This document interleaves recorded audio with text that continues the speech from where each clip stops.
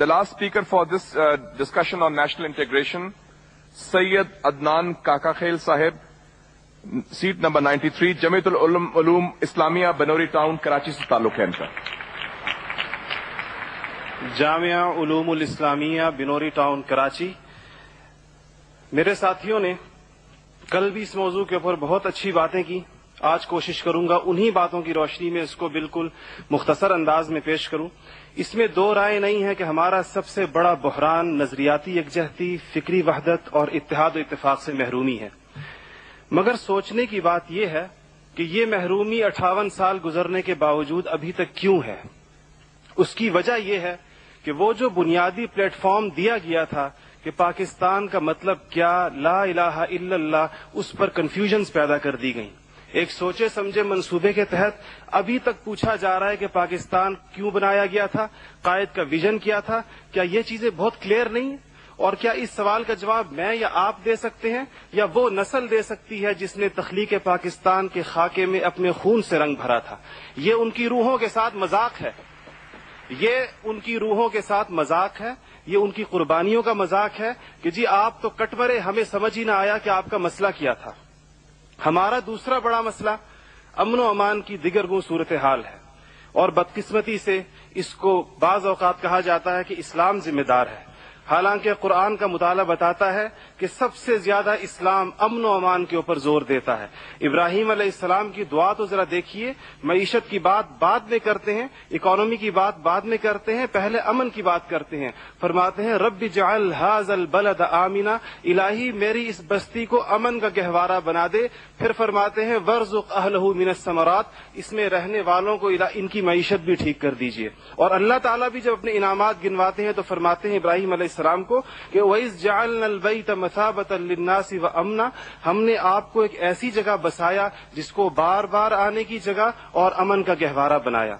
ये तो बात बिल्कुल वाज़ेह है. मसला ये है हमारा अमन व अमान तबाह क्यों हुआ, हमारा नौजवान किस तरह दहशतगर्दों का आला बना और हम रोज बरोज लाकानूनियत की दलदल में क्यों धंसे जा रहे हैं.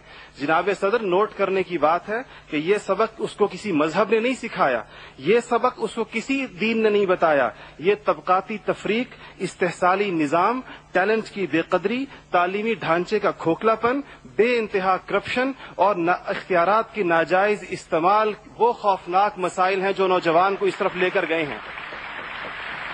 आप ये मसाइल हल कर दीजिए, आप ये मसाइल हल कर दीजिए, फिर देखिए ये नौजवान दहशतगर्द है या अमन पसंद है.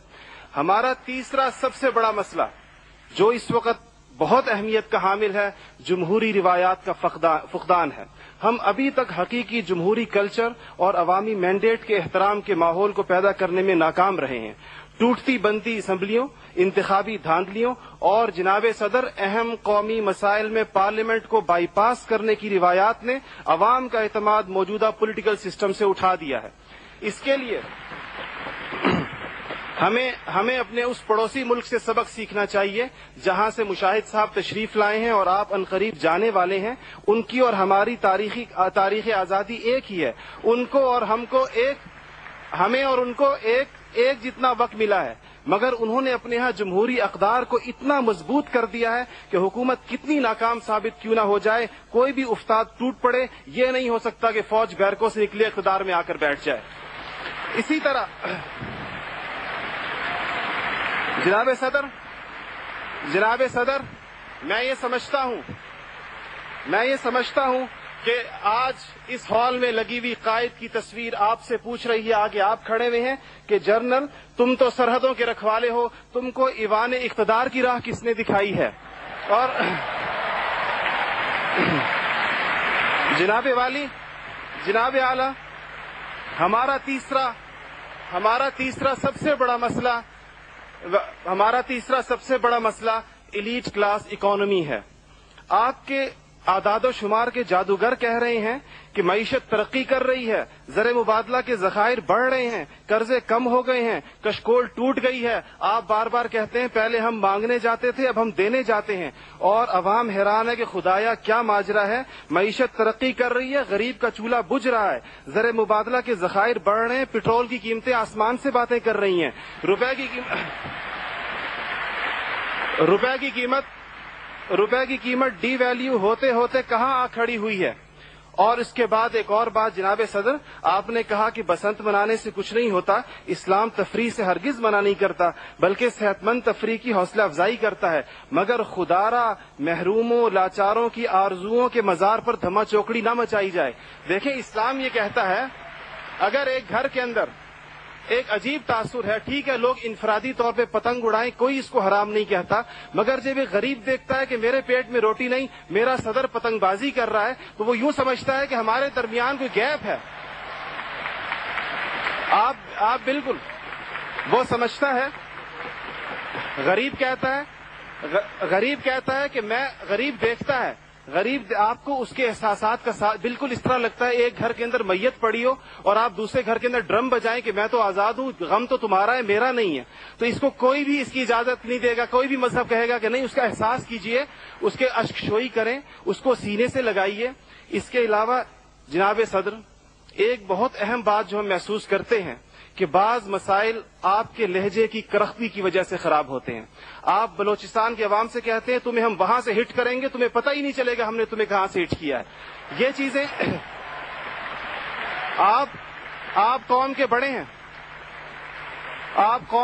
ہیں, آپ کو بالکل قوم سے اس انداز میں گفتگو کرنی چاہیے جس طرح آپ اپنے بیٹے بلال سے گفتگو کرتے ہیں. آپ کو اس کے جناب صدر آپ کا لہجہ جو ہے, وردی کی بات میری بہن نے کی, وردی کی بات تو آپ نے خود 14 کروڑ عوام سے کہا تھا میں 31 دسمبر کو اتار دوں گا, پھر قوم کے وسیع تر مفاد میں آپ وعدے سے مکر گئے. تھینک یو جی, شکریہ, مہربانی, تھینک یو. آپ کا ٹائم ہو گیا ہوگا جی.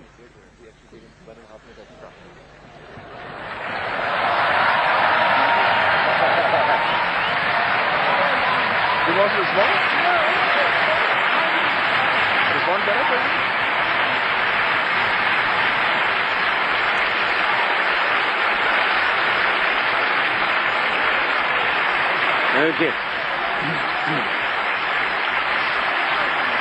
Thank you. Thank you very much.